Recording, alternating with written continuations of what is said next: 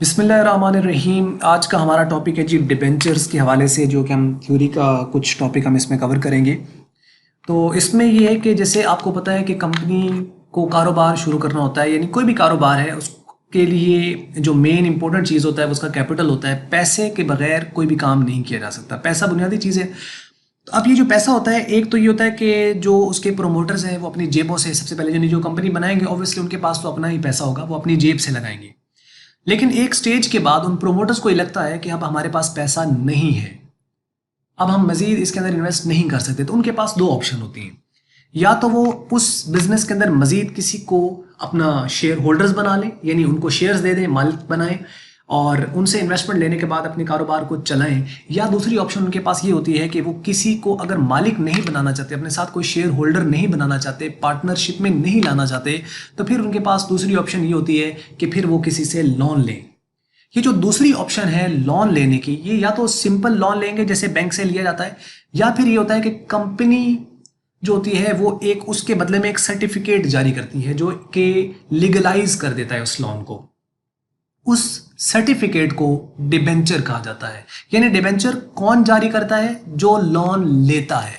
यानी कंपनी अगर लोन लेगी, अगर एक कंपनी ने लोन लिया है तो एक कंपनी डिबेंचर देगी। किसे देगी? जिससे लोन लिया है, और जिसके पास लोन जिसे लोन लिया गया है वो उस सर्टिफिकेट को अपने पास रखते हैं और पैसे कंपनी को ट्रांसफर करते हैं। अब उनको फायदा क्या होता है? उनको फायदा होता है कि उनको इंटरेस्ट रिसीव होता है। यानी अब ऑप्शन दो ही होती हैं, डिपेंड करें कि जैसे कि कंपनी ने दोनों ऑप्शन रखी हुई कि आप हम या तो हमसे शेयर्स ले लें या डिबेंचर्स दे दें। अब अगर तो वो रिस्क टेकर पर्सन होगा, अगर वो कहता है कि हाँ ठीक है मुझे कंपनी के अंदर इन्वेस्टमेंट करके अगर मैं मालिक बन जाऊँ तो कैसे है, डिविडेंड के ऊपर उसको ज़्यादा फायदा होगा। यानी अगर कंपनी अच्छे प्रॉफिट्स जनरेट करिए तो डिविडेंड में बहुत ज़्यादा फायदा है उसको। लेकिन अगर वो रिस्क टेकर नहीं है तो क्या सोचेगा कि हो सकता है मेरा पैसा डूब जाए, तो उससे बेहतर है कि मुझे इंटरेस्ट तो मिलना ही मिलना है, तो मैं इसके अंदर बजाय कि मैं शेयर होल्डर बनकर अपना पैसा बर्बाद करूं, मैं क्या करता हूं, इनको कंपनी को लोन देता हूं, उसके ऊपर इंटरेस्ट भी मिलेगा और मेरी जो प्रिंसिपल अमाउंट होगी वो भी मुझे एक पर्टिकुलर टाइम के बाद वापस मिल जाएगी। तो वो क्या करेगा, कंपनी में बजाय शेयर्स खरीदे वो डिबेंचर खरीदेगा। तो डिबेंचर वो लेगा, जो क्रेडिटर होगा, जो वेंडर जो भी है, और कंपनी को पैसा देगा, या उसके बदले में अगर कंपनी को किसी एसेट की जरूरत है तो वो एसेट प्रोवाइड कर देगा। तो यानी डिबेंचर क्या है? जैसे एक शेयर का एक सर्टिफिकेट होता है ना, जिसे कहते हैं सर्टिफिकेट ऑफ शेयर, ये होता है सर्टिफिकेट ऑफ लोन। और सर्टिफिकेट ऑफ लोन जो होता है असल में वो डिबेंचर होता है। सर्टिफिकेट ऑफ लोन जो होता है असल में वो डिबेंचर होता है। तो debenture is a certificate evidencing, जो इस बात का सबूत होता है, द इंडेप्टेडनेस ऑफ कंपनी, यानी कंपनी पर कर्ज है, कंपनी की इंडेप्टेडनेस का जो प्रूफ होता है वो इनफैक्ट डिबेंचर होता है। It is issued by the company, ये इशू किया जाता है by the company taking loan, जो लोन ले रही है, and received by person giving it, वो बंदा इसको रिसीव करता है जो इसको लोन को दे रहा होता है। ये पर्सन से मुराद कोई भी कंपनी भी हो सकती है और कोई इंडिविजुअल पर्सन भी हो सकता है। ये कोई बैंक भी हो सकता है, कोई फाइनेंशियल इंस्टीट्यूशन हो सकता है, कोई इंश्योरेंस कंपनी हो सकती है, कोई हो सकता है। तो यानी डिबेंचर क्या है? डिबेंचर कंपनी पर लाइबिलिटी है जो लोन ले रही है, और जिसने लोन दिया उसका ये एसेट है। तो लिहाजा यानी लोन लेने वाली कंपनी के लिए डिबेंचर लाइबिलिटी होती है, और जिसने लोन दिया है उसके लिए डिबेंचर जो होता है वो एसेट होता है। तो उसके बाद देखिए टाइप्स ऑफ डिबेंचर, मुख्तलिफ किस्म के डिबेंचर होते हैं। ये बिल्कुल पेयर्स की शक्ल में है, जैसे रिडीमेबल और इरिडीमेबल, रजिस्टर्ड और बेयरर, मोर्टगेज और सिंपल, या नेकेड डिबेंचर्स भी कहा जाता है इसको। तो रिडीमेबल और इरिडीमेबल डिबेंचर्स क्या होते हैं? रिडीमेबल डिबेंचर ऐसा, रिडीम का मतलब होता है रीपेमेंट या वापस करना, पैसा पे कर देना। यानी अगर फॉर एग्जांपल मैंने किसी से पैसे उधार पकड़े हैं, तो मैं जब उस पैसे को उस असल मालिक को या जो भी उसका नुमाइंदा होगा उसको मैं रिटर्न करूंगा, तो ये मैं रिडीम कर रहा हूँ उसको, ये उसको मैं रीपेमेंट कर रहा हूँ, उसको पैसे रिटर्न कर रहा हूँ। तो जो रिटर्निंग होती है उसके पैसे की, उसे रिडम्पशन कहते हैं या उसे रिडीम कहते हैं। अच्छा, अब ये देखो रिडीमेबल डिबेंचर यानी ऐसे जो वापस करने, तो इरिडीमेबल बना यानी जो वापस नहीं करने। तो ऐसा तो एक अजीब सी चीज हो जाएगी, वो कौन सा लोन होता है जो वापस ही नहीं कर रहा? नहीं, इसमें यहां पे ये होगा कि रिडीमेबल से ये मुराद है कि ऐसा जो कंपनी की लाइफ के दौरान वापस, यानी कंपनी ने लोन लिया और कंपनी की जो भी लाइफ है जब तक वो वाइंड अप नहीं होती, उसकी लाइफ के अंदर अंदर किसी भी खास डेट पर, या ऑन डिमांड भी होते हैं ये, या किसी फिक्स डेट पर भी हो सकते हैं, वो अगर पैसे वापस होने हैं किसी खास डेट पर तो वो कहलाएगा, यानी कंपनी की लाइफ में जिसकी रीपेमेंट होनी है उसे रिडीमेबल कहते हैं। और जिसकी कंपनी जब तक चल रही है, पता नहीं कब तक चलती रहे, वो खत्म हो ही ना, 100 साल चलती रहे, तो वो पेमेंट नहीं होगी। जब कंपनी वाइंड अप होगी तो उस वक्त उसकी पेमेंट होगी। अब यहां पे देखें कि debenture which are repayable within the life of company, company की लाइफ के दौरान जो रीपेएबल होते हैं उन्हें रिडीमेबल डिबेंचर कहते हैं। These may be repayable on demand और repayable at some certain time. ये किसी खास टाइम पर भी हो सकते हैं, यानी 20 साल के लिए जी, ये 15 साल के। आमतौर पर ये जो डिबेंचर्स होते हैं ये लॉन्ग टर्म होते हैं। और ऑन डिमांड का मतलब है वो कभी भी उससे मांग भी सकता है कंपनी से कि ऑन डिमांड, ये बहुत कम ही होते हैं। लेकिन रीपेएबल ज़्यादातर होता है कि फिक्स टाइम के लिए कंपनी लोन लेती है, 10 साल के लिए, 5 साल के लिए, 15 साल, 20 साल, 25 साल, 50 साल, इस तरह करके डिबेंचर्स होते हैं। अब और इरिडीमेबल कौन से हैं? Which are repayable at the time of winding up of company, जब कंपनी वाइंड अप होगी तो उस वक्त पे होगा, उससे पहले वो पे नहीं होगा। लेकिन अब फॉर एग्जांपल इसको आप कंसिडर करें कि कंपनी ने एक फिक्स टाइम के लिए डिबेंचर जारी किया है, यानी उसकी लाइफ 25 साल उसकी पेमेंट होनी है, और 20वें साल जाके कंपनी वाइंड अप हो जाती है, खत्म हो जाती है, तो उस 20-25 साल वाले डिबेंचर का क्या होगा?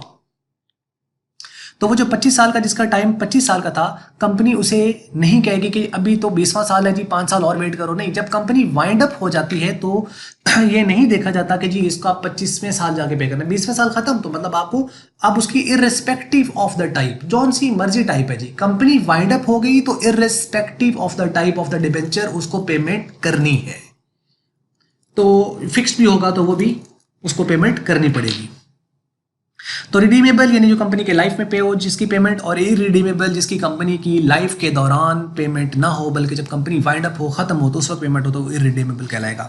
उसके बाद है रजिस्टर्ड डिबेंचर और बेयरर डिबेंचर। रजिस्टर्ड डिबेंचर और बेयरर बिल्कुल ऐसे जैसे रजिस्टर्ड चेक और बेयरर चेक होता है, यानी एक होता है ना, एक पर्सन के नाम पे रजिस्टर्ड होता है, यानी रजिस्टर्ड से क्या मराता है, उसका नाम लिख दिया जाता है चेक के ऊपर। जब नाम लिख दिया जाएगा तब वो बेयरर नहीं रहेगा। बेयरर का मतलब है कि जिसके पास भी है, जिसने भी उसको होल्ड किया हुआ है, वो पेमेंट ले सकता है। तो registered debenture, debentures which are registered on the name of a specified person are called registered debenture. ऐसे डिबेंचर जो कि रजिस्टर्ड होते हैं on the name of a specified person, किसी खास बंदे के नाम पर, आर कॉल्ड रजिस्टर्ड डिबेंचर, उनको रजिस्टर्ड डिबेंचर कहा जाता है। और बेयरर कौन से होते हैं? Debentures which are not registered on the name of a specified person are called bearer debenture. ये जो भी उसको प्रेजेंट करेगा उसकी पेमेंट ले सकता है। जैसे नोट होता है ना, 500 का नोट या 100 का, जो भी जिसके हाथ लग गया वो उसका है, कोई प्रूफ थोड़ी कर सकता कि मेरा ही, जिसको मिला है वो उसका है। तो कोई नाम तो थोड़ी लिखा होता नोट के ऊपर, तो ये बिल्कुल नोट की तरह होते हैं कि जिसके हाथ है वो जाके पेमेंट ले, लेकिन रजिस्टर्ड सिर्फ वो पेमेंट ले सकता है जिस बंदे का ऊपर नाम लिखा हो।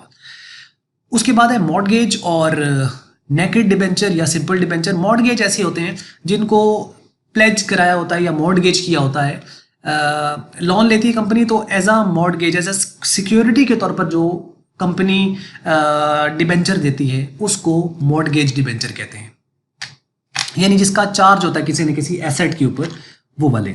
Debenture in which loan is secured against some fixed asset, ऐसा डिबेंचर जिसमें लॉन जो होता है उसको सिक्योर किया जाता है against some fixed asset is called mortgage debenture. मतलब क्या हुआ कि आपने लोन लिया और उसके बदले में आपने सिक्योरिटी के तौर पर एक डिबेंचर दे दिया है। अब ये डिबेंचर आपने ऐसा सिक्योरिटी के तौर पर दिया है, ये आपने एक्सेप्ट कर लिया कि मेरे ऊपर जी लाइबिलिटी है। और लाइबिलिटी जब भी कोई एक्सेप्ट करता है तो इसका मतलब है कि जिस बंदे की भी लाइबिलिटी है ना, जिसको आपने उसको 100 रुपये भी देना है ना, तो वो आपके एसेट के ऊपर 100 रुपये का क्लेम कर सकता है।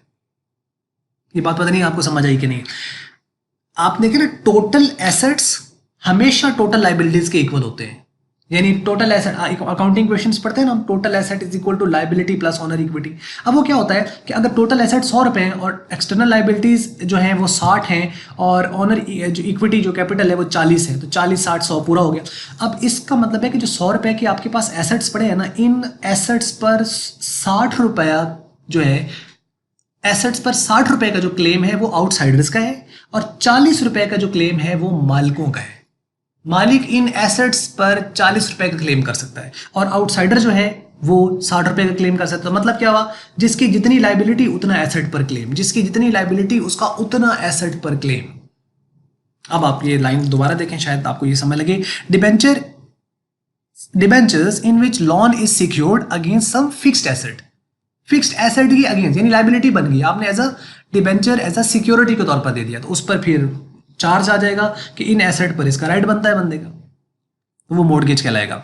तो in mortgage debenture specific property is pledged as security and these are also called debentures as collateral security भी कहा जाता है इनको। और उसके बाद है सिंपल या नेकेड डिबेंचर। नेकेड वैसे तो ये नहीं कहा जाता, ये इसके अगेंस्ट कोई चार्ज नहीं है, जो फ्री है टोटली। तो debenture which carry no security called simple या नेकेड डिबेंचर, यानी ऐसा डिबेंचर जो मॉर्टगेज नहीं है तो वो नेकेड है, जो नेकेड नहीं है तो फिर वो मॉर्टगेज है, जो बियरर है वो रजिस्टर्ड नहीं है, जो रजिस्टर्ड है वो बियरर नहीं है, जो रिडीमेबल है वो इरिडीमेबल नहीं है, और जो इरिडीमेबल है वो रिडीमेबल नहीं है। और डिबेंचर क्या होता है, एक सर्टिफिकेट होता है, जब कंपनी लोन लेती है तो उस वक्त वो करती है, उसकी प्रूफ होता है कि वाकई कंपनी ने लोन लिया हुआ है। ये था आज का टॉपिक, और अगर आपको ये वीडियो अच्छी लगी तो आप इसको कर सकते हैं लाइक, अच्छी नहीं लगी तो इसको कर दें डिसलाइक, और वीडियो देखने का आपका बहुत बहुत शुक्रिया।